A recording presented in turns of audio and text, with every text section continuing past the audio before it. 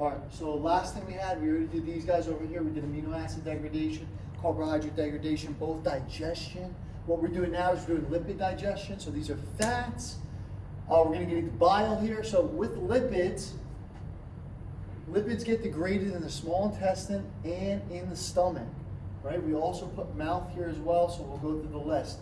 We have a lingual lipase is mainly swallowed. So I mean, we didn't go too much into what that meant exactly.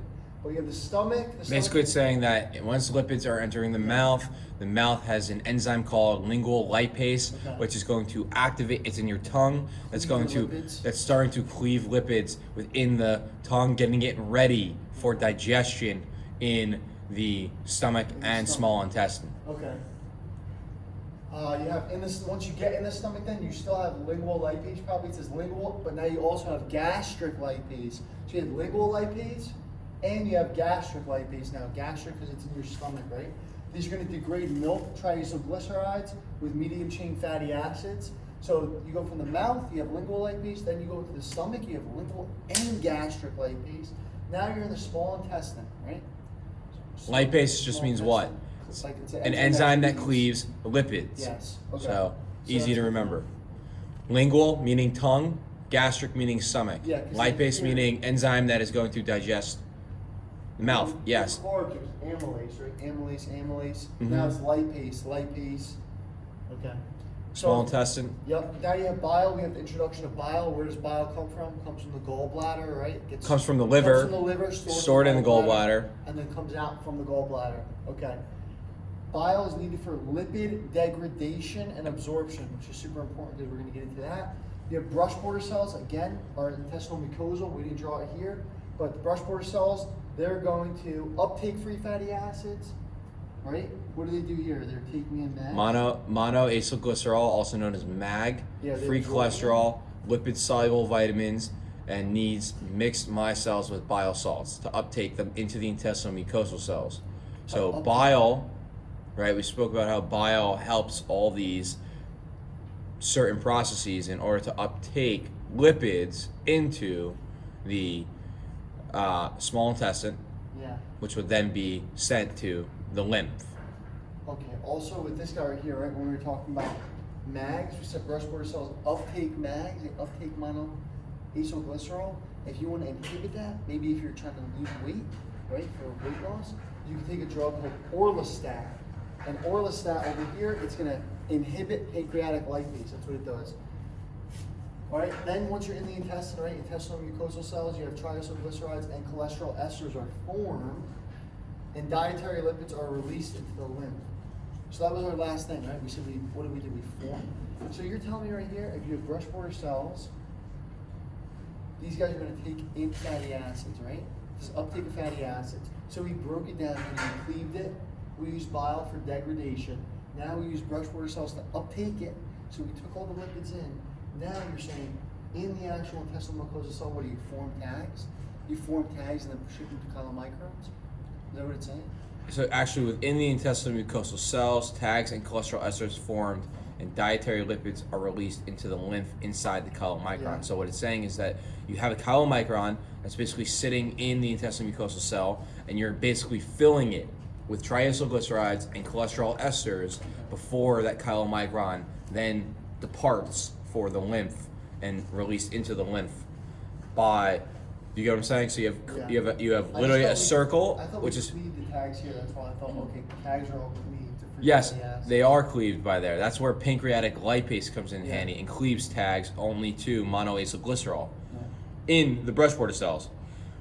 Then, as that occurs, once you're in the intestine, those are now in the intestinal mucosal cells, right? It picks up the cholesterol esters and tags, puts them inside of a chylomicron, and ships it out into the lymph. So those are traveling within the chylomicron. All right. So it's going to go to the lymph, and then we know from there it gets broken down from last module, basically, or last term. Exactly. All right, let's real quick. So we talked about bile shows up. So what are the properties of bile? Yeah. Bile's alkaline. It's got alkaline fluid. It gets, like we just said, released by the liver, right? So it goes from the liver, gets stored in the gallbladder, and then it will eventually go into bile ducts. It will go into the common bile duct. There's actually we need to know it for anatomy, the actual pathway of it. It's like cystic duct, hepatic common duct, or something like that. We'll look at it. But we need to know the actual pathway for that. Concentrated to get stored in the gallbladder, we just said that, contains bile salts, which we're going to talk about. An important bile salt is phosphatidylcholine. So there's DPPC, also known as lectin or surfactant. So for this, for phosphatidylcholine, it's important because it's going to show up in our clinical correlate if we're missing it. And we're going to talk about the functions of bile salts here. So bile salts, another note we said yesterday, if you remember that little side thing, we said, bile salts make cholesterol more soluble, right? Bile salts make cholesterol more soluble. We're going to talk about it right here. But when you have bile salts plus this phosphatidylcholine, you're going to make the cholesterol the most soluble, which is good. And then cholesterol by itself would be the least soluble. Yeah, exactly. And then you also have a side note in the bottom left corner which says the phosphatidylcholine goes to lysophosphatidylcholine through the enzyme phospholipase A2. We know that phospholipase A2 has an important property and role in eicosanoids formation, because what it does, it cleaves PIP2 into arachidonic acid, which is a fat that comes from linoleic acid, right? Which is an essential amino acid, omega-6 amino acid, which would then break into leukotrienes, thromboxane, and eicosanoid, the other eicosanoid, whatever that is. Yeah. Okay. All right. Why don't you go through real quick functions of bile salts? So functions of bile salt. So first is transport free cholesterol and conjugated bilirubin from the liver to the duodenum in the bile. So bile salts make free cholesterol more soluble to prevent stones. So what this is saying is that without bile, you can't transport the free cholesterol and bilirubin from that's made in the liver, right, and travel to the small intestine in the duodenum. So what this does is it allows for the addition of the bile salts, allows for cholesterol, as we said, to become more soluble, so it doesn't build up and prevent and clog the ducts that we're going to talk about, and prevent stones or causing stones if they were clogged up and occluded, and then you would have the lack of bile in that case. The second function is emulsifying dietary lipids for digestion by pancreatic enzymes, phospholipase A2, colipase, the delivery of bile salts to small intestine.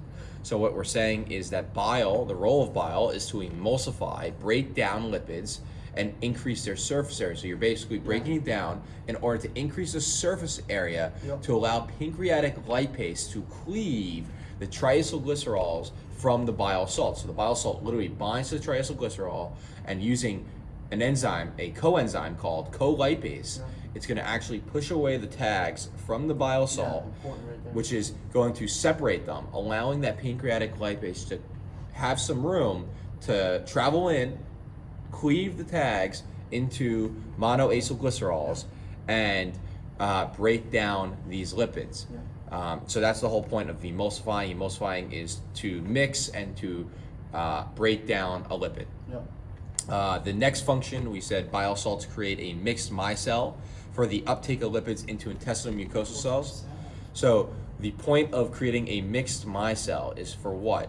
The uptake of them of these lipids into those cells. The reason for that is because you have to have them formed where the hydrophobic tails are all facing inwards, while water is on the outside. And then that is going to create the gradient for you to allow it to pull it through this lipid-soluble membrane.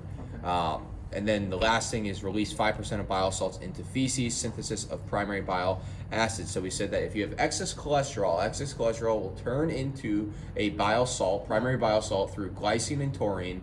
Glycine and taurine are then added to the bile salts. It travels from the liver to the small intestine through the bile duct. And once you're in the small intestine, you have primary and secondary bile salts. Primary hydroxyl groups.